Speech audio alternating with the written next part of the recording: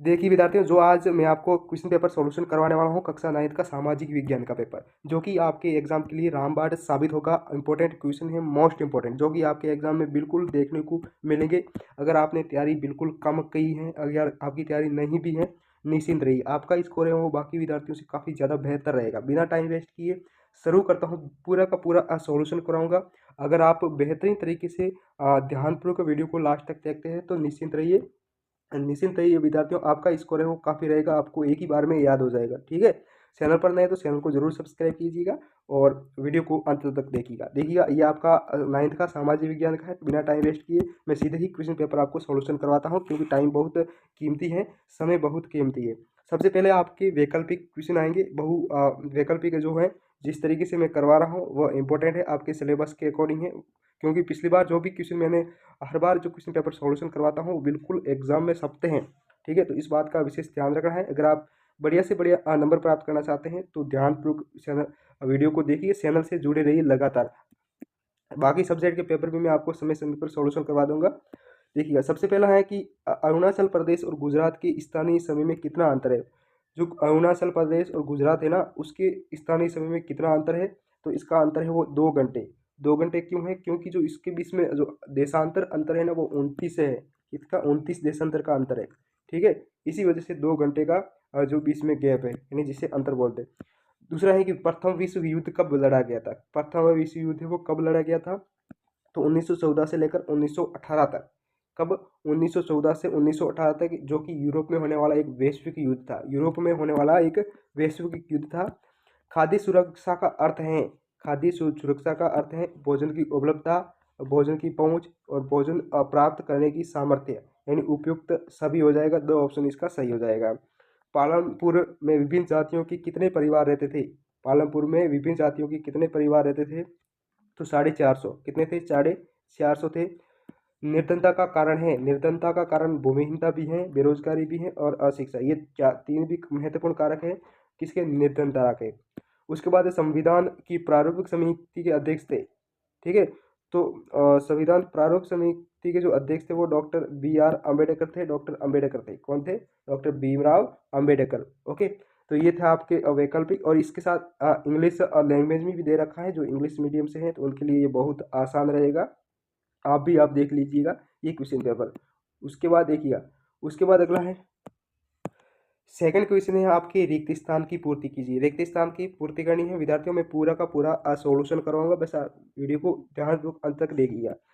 Hitler ने Poland पर सन में आक्रमण किया। कब किया था हिटलर ने पोलैंड पर आक्रमण किया था, वो किया था 1939 में। कब, 1939 में, सितंबर 1939 में किया था। ठीक है, भूमि मापने की इकाई है, भूमि मापने की इकाई क्या है, हेक्टर। कौन सी है, हेक्टेयर भी कहते हैं। क्या कहते हैं विद्यार्थियों, हेक्टेयर। ओके, इसे भूमि मापने की इकाई है। उसके बाद है कि ब्रह्मपुत्र नदी को बांग्लादेश में के नाम से जाना जाता है। बांग्लादेश में किस नाम से जाना जाता है ब्रह्मपुत्र नदी को, तो जमुना को, जमुना नाम से जाना जाता है बांग्लादेश में ब्रह्मपुत्र नदी को, जमुना। एक वर्ष में प्रति 1000 व्यक्तियों में मरने वालों की संख्या को कहते हैं, मृत्यु दर कहते हैं, बहुत आसान है। लोकतंत्र जनता द्वारा, लोकतंत्र जनता द्वारा जनता के लिए जनता द्वारा शासन है, ये कथन किसका है, ये कथन किसका है, ये है अब्राहम लिंकन का। किसका है, अब्राहम लिंकन का। ओके, तो इसका आपको याद कर लेना, अब्राहम लिंकन। ठीक है, यानी लोकतंत्र जनता का, जनता के लिए जनता द्वारा शासन है, ये जो है वो अब्राहम लिंकन। गंगा नदी का उद्गम स्थल है, गंगा नदी का उद्गम स्थल कौन सा है, तो सभी को शायद पता होगा, गंगोत्री हिमनद। क्या है, मैं आपको लिख देता हूँ, गंगोत्री। ओके, हिमनद, ये है आपके गंगा नदी का उद्गम स्थल। ठीक है, तो ये आपके जो रिक्त स्थान वाला, ये भी मैंने आपको क्लियर करवा दिया बेहतरीन तरीके से। सभी प्रश्नों के उत्तर बता दूंगा, एक ही बार में याद हो जाएगा, बस आप लगातार जुड़े रहिए। निम्नलिखित जोड़ियों का सही मिलान करना, मिलान करना है। देखो, जो कृषि क्रिया होती है वो है आपके डेयरी, डेयरी है, डेयरी उत्पादन, वो गैर कृषि है। ठीक है, और पहली जनगणना हुई थी, कब हुई थी, 1872 में हुई थी। और खूनी रविवार की घटना है वो 1905 में, खूनी रविवार की घटना 1905 में हुई थी। राष्ट्रीय जो मतदाता दिवस है वो आपके 25 जनवरी को मनाया जाता है। काल बैसाखी वो पश्चिम बंगाल में मनाई जाती है। और जर्मन गुप्तचर पुलिस है, उसे गेस्तापो कहते हैं, गेस्तापो कहते हैं। ओके, समझ में नहीं आया तो एक बार और मिलान कर देता हूँ मैं। गैर कृषि डेयरी हो जाएगा, पहली जनगणना वो 1872 में हो जाएगी। खूनी रविवार 1905 हो जाएगा। राष्ट्रीय मतदाता 25 जनवरी हो जाएगा। काल बैसाखी वो पश्चिम बंगाल, और जर्मन गुप्तचर पुलिस है वो गेस्टापो हो जाएगा। ठीक है, और अंग्रेजी में भी दे रखा है, इंग्लिश मीडियम में भी, तो आप अगर इंग्लिश मीडियम के स्टूडेंट हैं तो देख लीजिएगा। ठीक है, उम्मीद करता हूँ ये समझ में आया होगा। वीडियो अगर पसंद आए और हमारे पढ़ाने का तरीका अच्छा लगे तो चैनल को जरूर सब्सक्राइब कीजिएगा। और एक और बात कहूँगा, रिक्वेस्ट है विद्यार्थियों, अगर आप PDF प्राप्त करना चाहते हैं इस पेपर की, अपने फ़ोन में डाउनलोड करना चाहते हैं, तो हमारे टेलीग्राम चैनल को ज्वाइन कर लीजिए, जहाँ से आप PDF डाउनलोड कर सकते हैं अपने फ़ोन में। टेलीग्राम चैनल का लिंक है इस वीडियो के डिस्क्रिप्शन में दे रखा है, वहाँ से वहाँ से ज्वाइन करने के बाद आप डाउनलोड कर सकते हैं। ओके, उसके बाद एक वाक्य में उत्तर दीजिए। क्या है, एक वाक्य में एक शब्द में उत्तर देना है। किसके नेतृत्व में खूनी रविवार को मजदूरों का जुलूस विंटर पैलेस पहुंचा था? किसके नेतृत्व में? तो पादरी गेपान की। कौन सा? पादरी गेपान के नेतृत्व में। ठीक है, तो इसके नेतृत्व में क्या है कि वो खूनी रविवार के जो मजदूरों का जुलूस था वो विंटर पैलेस से पहुंचा था पादरी गेपान के नेतृत्व में। गेहूं की क्रांति के नाम से डाक टिकट किसने जारी किया था? गेहूं की क्रांति इंदिरा गांधी ने किया था। जब 1968 में जब जो भारी मात्रा में जो गेहूं की जो फसल उत्पादन हुआ था गेहूं का, तो उसमें क्या है 1968 में हरित क्रांति के फलस्वरूप गेहूं के उत्पादन में वृद्धि हुई थी बहुत ज़्यादा। ठीक है, तो लगभग 17 क्विंटल तक काफ़ी ज़्यादा पहुंच गई थी। जितना आइडिया नहीं है, लेकिन फिर भी बता दें कि इस सन में बहुत ज़्यादा वृद्धि हुई थी गेहूं में हरित क्रांति की फलस्वरूप। इसलिए इंदिरा गांधी ने 1968 में क्या है कि डाक टिकट जारी किया था। डेमोक्रेसी शब्द की उत्पत्ति किस भाषा से हुई है? भाषा की बात करें तो ग्रीक भाषा से हुई है। किससे? ग्रीक भाषा से हुई है। और इसके दो शब्द हैं डेमोक्रेसी में, डेमोस, एक डेमोस और डेमोस प्लस क्रेटिया। ठीक है, ये दो शब्द मैं एक्स्ट्रा बताऊंगा, ताकि जो चीज़ें हैं एक्स्ट्रा लगोगे तो बढ़िया नंबर पूरे में से पूरे मिल जाएंगे। डेमोस और क्रेटिया। और डेमोस का अर्थ होता है जनता। क्या होता है? जनता। और जो क्रेटिया का अर्थ होता है वो शक्ति होती है, यानी जनता की शक्ति। उसे ही क्या कहते हैं? डेमोक्रेसी है, लोकतंत्र कहते हैं। ओके, लोगों की शक्ति, जनता की शक्ति। डेमोस प्लस क्रेटिया ग्रीक वर्ड है। उसके बाद देखिएगा, सबसे अधिक लोकसभा सीट किस राज्य में है? यूपी में है, उत्तर प्रदेश में है। और भारत की सबसे बड़ी मीठे पानी की झील कौन सी है? वुलर झील है। कौन सी है? वुलर, जम्मू कश्मीर में है। भारत में सर्वाधिक लिंगानुपात वाला राज्य कौन सा है? केरल है। बहुत आसान है, ये सारे क्वेश्चन बहुत आसान पूछे जाएंगे, ज़्यादा हार्ड नहीं पूछे जाएंगे। और ये कितना है? 1084 यानी 1000 पुरुषों पर 1084 है वो महिला है केरल में। ठीक है, तो ये आपका एक शब्द वन वर्ड में जो क्वेश्चन था, आंसर था, वो मैंने बता दिया। ठीक है, बहुत आसान है। उसके बाद इंग्लिश में भी दे रखा है। और अब उसके बाद देखिएगा, असत्य और असत्य की बात करेंगे। मोस्ट इंपॉर्टेंट है, सभी बता रहा हूँ। सत्य असत्य बताइए। प्रश्न दे रखा है, खाद्य की कमी कारण फसल जो कारण कीमतें कम हो जाती है। कीमतें कम नहीं होती, बढ़ जाती, तो ये गलत हो जाएगा। खाद्य की कमी होगी तो कीमतें बढ़ जाएगी। बहुत सिंपल सा क्वेश्चन है। चीन में महिलाओं को मतदान का अधिकार नहीं है। देखो, अधिकार है। ठीक है, अभी अभी अधिकार है। और ये कब अधिकार दिया था? 1949 में दिया था। कब दिया था? 1949 में दिया था। चीन में महिलाओं को अधिकार दिया था। तो ये अभी अधिकार, सॉरी, यहाँ आपको ये गलत करना है। क्या करना है? ये गलत कर देना है। ठीक है, अधिकार दे दिया। उसके बाद चुनाव आयुक्त की नियुक्ति प्रधानमंत्री करता है। गलत है। चुनाव आयुक्त की नियुक्ति है वो प्रधानमंत्री नहीं करता है। कौन करता है? राष्ट्रपति करता है। ओके। जावा का कलांग समुदाय वन काटने में निपुण था।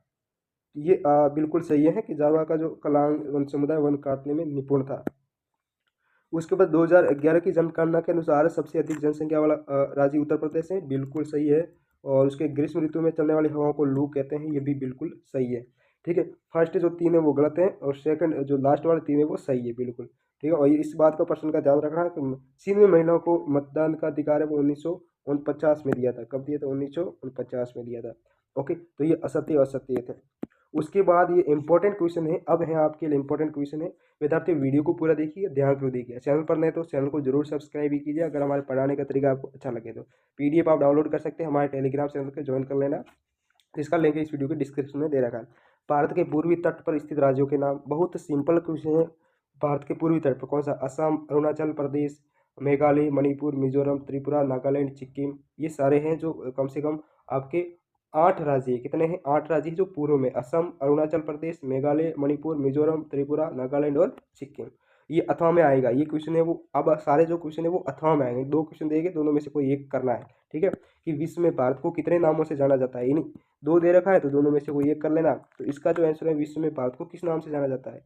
हिंदुस्तान, इंडिया है, हिंद है, आर्यावर्त है, भारतवर्ष, ये ज़्यादा नाम है वो भारत के। ठीक है, जेठ पौने क्या है? जेठ पौने क्या है?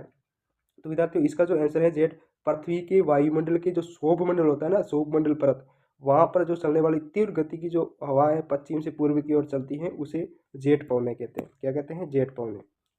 उसके बाद है सर्पगंधा और तुलसी के एक एक औषधीय उपयोग लिखने हैं। सर्पगंधा और तुलसी के बहुत हैं, आसान है। इसका उपयोग अनिद्रा में किया जाता है और मानसिक तनाव को दूर करने के लिए किया जाता है। अनिद्रा के मानसिक जो सिर की जो समस्या है उनको दूर करने में इनका उपयोग किया जाता है। मानसिक तनाव को दूर करने में अनिद्रा के उपयोग में इस तरीके से इसका उपयोग किया जाता है। ये अथवा मैं एक ही करवा रहा हूँ और आपको दोनों तैयार करने, अभी कह रहा हूँ विद्यार्थियों आपको दोनों तैयार करने हैं, इंपॉर्टेंट है क्योंकि दोनों में से कोई एक 100% पूछा जाएगा। ठीक है, तो अगर एक नहीं आएगा तो दूसरा पक्का आएगा। तो भारत के 2 जीवमंडल निश्चित क्षेत्रों का नाम, ये सारे याद करने। दोनों मैं एक का ही आंसर बताऊंगा, आपको दोनों तैयार करने हैं। मैंग्रोव वन की 2 विशेषताएं लिखिए। मैंग्रोव वन की 2 विशेषताएं देखो, ये आर्द्र जलवायु पाई जाती है, यहाँ पर आर्द्र जलवायु पाई जाती है। दूसरा ये जल भराव वाली मिट्टी होती है। पहली आर्द्र जलवायु, यहाँ पर जो जलवायु होती है वो आर्द्र होती है। दूसरी कि यहाँ की जो मिट्टी है वो जल भराव वाली है। कैसी है? जल भराव वाली। तो ये दोनों इंपॉर्टेंट आपको लिख देना है, इसकी 2 विशेषताएं। ठीक है, यह तो हमें दे रखा है। उसके बाद है गिलोटिन क्या है? गिलोटिन क्या है विद्यार्थियों? गिलोटिन ये इंपॉर्टेंट है। What was guillotine?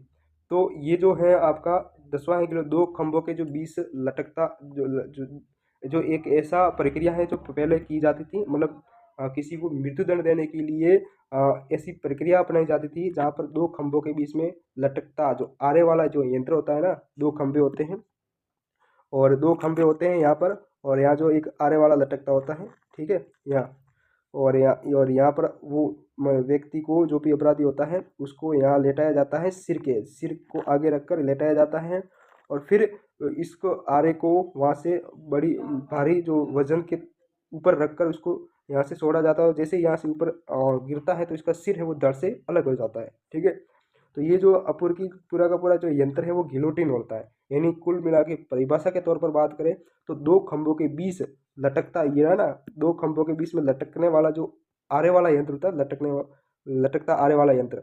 ठीक है, तो वो है गिलोटिन। ठीक है, जिसमें व्यक्ति को मृत्युदंड दिया जाता है, जिसका सिर काटा जाता है उस प्रक्रिया में। ठीक है, तो ये प्रक्रिया है पुराने जमाने में अपनाई जाती थी राजा महाराजाओं में। उसके बाद है कि स्टालिन का सामूहिकरण का कार्यक्रम क्या है? स्टालिन का सामूहिकीकरण का कार्यक्रम क्या है? क्या कार्यक्रम है विद्यार्थियों? ये आपको जो इसका जो है कार्यक्रम है विद्यार्थियों की सामूहिक खेती के लिए बड़ी भूमि अर्जित करना। क्या है कि इसका जो महत्वपूर्ण कार्यक्रम था कि जो सामूहिकीकरण का, कि सामूहिक खेती के लिए बड़ी भूमि अर्जित करना, तो ये इसका मुख्य उद्देश्य था। ये दोनों तैयार करने कह रहा हूँ विद्यार्थियों, अभी से इंपॉर्टेंट है, स्क्रीनशॉट ले लीजिएगा। फिर देखो सब कुछ तो आप दूसरों पर निर्भर नहीं रख सकते हैं, काफ़ी मैं सभी करवा दूंगा वैसे। बाकी जो कुछ क्वेश्चन है अथवा वाले उनमें से एक का मैं तो आपको आंसर बता दूंगा, बाकी आपके एक को तैयार करना है। देखिए आप कुछ सेल्फ करोगे तो आप बहुत ज़्यादा बेस्ट रहेगा। ठीक है, थोड़ी आप अपने तरीके से इसे मैनेज करने की कोशिश करें, स्क्रीनशॉट लीजिएगा और फिर अपनी किताब से याद करने की पूरी कोशिश कीजिएगा। युद्ध से जंगल क्यों प्रभावित होते थे? युद्ध से जंगल क्यों प्रभावित होते थे? बिल्कुल सिंपल सा, युद्ध होगा तो जंगल काटे जाएंगे, क्योंकि वह संसाधन प्राप्त करने के लिए जंगलों को काटा जाएगा। ठीक है, लकड़ी प्राप्त करने के लिए, तो ये इसी वजह से जंगल बहुत प्रभावित होते हैं। अथवा में है, आपको दोनों में से कोई एक करना है, दोनों तैयार कर लीजिएगा। वेश का मताधिकार क्या है? जब व्यक्ति 18 जो कोई जब व्यक्ति 18 वर्ष से अधिक होता है तो वो मतदान करता है। ठीक है, तो मतलब किसी जातिगत या कोई नस्ल के आधार पर बिना भेदभाव किए, ठीक है, वो वोटिंग का अधिकार हो जाता है उसे, तो उसे ही वेश का मताधिकार कहते हैं। तो स्पष्ट तौर पे आप इसे अपनी परिभाषा याद करने की कोशिश कीजिए। लोकतंत्र के पक्ष में 2 तर्क दीजिए। ठीक है, दोनों तैयार कर लीजिएगा। उसके बाद है कि रंग भेद से आप क्या समझते हैं? रंग भेद से क्या समझते हैं? अंडरस्टैंडिंग अपार्थेट। तो ये विद्यार्थियों, रंग भेद का मतलब होता है कि उसको रंग के आधार पर उसके साथ भेद किया जाता है, रंग के आधार पर उसके साथ भेदभाव किया जाता है, उसे रंग भेद कहते हैं। ओके, संविधान क्या है? मोस्ट इंपॉर्टेंट है, ये तो बिल्कुल आएगा और ये तो पक्का पूछा जाएगा। संविधान क्या है? संविधान एक ऐसा नियमों का ऐसा समूह है जिससे किसी देश का संचालन होता है। समझ गए ना? नियमों का ऐसा सेट, नियमों का ऐसा समूह जिससे किसी देश राज्य का संचालन होता है। संसद के कितने सदन हैं उसके नाम बताने? संसद के कितने सदन हैं? दो सदन है संसद के, राज्यसभा और लोकसभा। बहुत सिंपल है, राज्यसभा और लोकसभा। अथवा में है गठबंधन सरकार किसे कहते हैं? जब दो दो या दो से अधिक, ठीक है, राजनीतिक पार्टियां जब मिलकर सरकार बनाती हैं तो उसे गठबंधन सरकार कहते हैं। समझ गए ना? जब दो या दो से अधिक राजनीतिक पार्टियां, जीती हुई राजनीतिक पार्टियों के जो उम्मीदवार मिलकर सरकार बनाते हैं तो उसे गठबंधन सरकार कहते हैं। आर्थिक और गैर आर्थिक क्रियाओं में क्या अंतर है विद्यार्थियों? देखिए, रिक्वेस्ट है कि चैनल पर नए तो चैनल को जरूर सब्सक्राइब कीजिएगा, ओके, और वीडियो को अंत तक देखिएगा। मोस्ट इंपॉर्टेंट होने वाला है, आपके एग्जाम के लिए रामबाण साबित होगा, ओके। अभी से कह रहा हूँ, क्योंकि बाहर जो भी क्वेश्चन पेपर सोल्यूशन करवाता हूँ वो बिल्कुल हर विद्यार्थी के लिए इंपॉर्टेंट होता है, क्योंकि परीक्षा में पूछे जाते हैं। पीडीएफ प्राप्त करनी है तो टेलीग्राम चैनल को जरूर ज्वाइन कीजिए, जिसका लिंक इस वीडियो के डिस्क्रिप्शन में दे रखा है। आर्थिक और गैर आर्थिक। देखिए, आर्थिक जब किसी काम के बदले जो पैसा मिलता है, कोई उद्देश्य होता है, किसी काम का कोई उद्देश्य होता है, जहाँ से कोई मेहनताना मिलता है, तो उसे आर्थिक क्रिया कहते हैं। क्या कहते हैं? आर्थिक। समझ के नहीं? जब किसी काम के बदले को मेहनताना और उस मिलता है और कोई उद्देश्य रहता है उस काम का, तो उसे आर्थिक क्रिया कहते हैं। और गैर आर्थिक, जब किसी काम के बदले को मेहनताना नहीं मिलता है और उसका कोई उद्देश्य नहीं रहता, तो उसे गैर आर्थिक क्रिया कहते हैं। बहुत आसान है, जो आप एक बार सुनोगे तो याद हो जाएगा। सर्व शिक्षा का आपको ये तैयार कर लेना। सर्व शिक्षा अभियान क्या है? ये भारत की एक महत्वपूर्ण योजना है।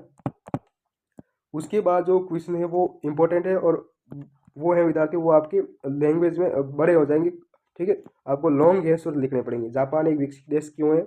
उसके बाद ये अथवा में दे रखा है, मानव पूंजी निर्माण में शिक्षा की क्या भूमिका है। उसके बाद भूबन पटल पर टिप्पणी लिखी, बता रहा हूँ, ये स्क्रीनशॉट ले लेना, फिर आप तैयार कीजिएगा। उसके बाद भारत में मानक श्रमिक की आवश्यकता क्यों होती है? अपराधी जनजाति अधिनियम को समझिए, और राय का समुदाय की जीवन शैली कैसी थी। उसके बाद आपका है कि राष्ट्रपति पद के लिए क्या योग्यता है और भारत में मंत्रियों के कितने प्रकार होते हैं, ये बताना है। और ये तैयार करना है, जो बता रहा हूँ मैं आपको, लास्ट में जो क्वेश्चन है वो बड़े बड़े, वो आपको तैयार करना है, स्क्रीनशॉट ले लीजिएगा। फिर मत कहना कि सर ये वो नहीं है, तो आप जब देखोगे नहीं, तैयार नहीं करोगे, तो फिर आप गलत ही होगा। भारत के मानचित्र पर निम्नलिखित को दर्शाइए। अनाईमुडी, केटू, भारतीय मरुस्थल और सिलिका झील।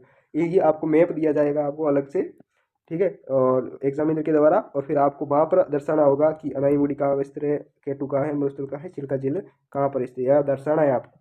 और ये तैयार कर लेना कहाँ का, कुछ स्थान, कुछ राज्य, कुछ स्थान, पर्वत वगैरह, झील, ये भारत के मानचित्र पर आप प्रैक्टिस कीजिए एक दो बार, तो आपको याद हो जाएंगे सारे।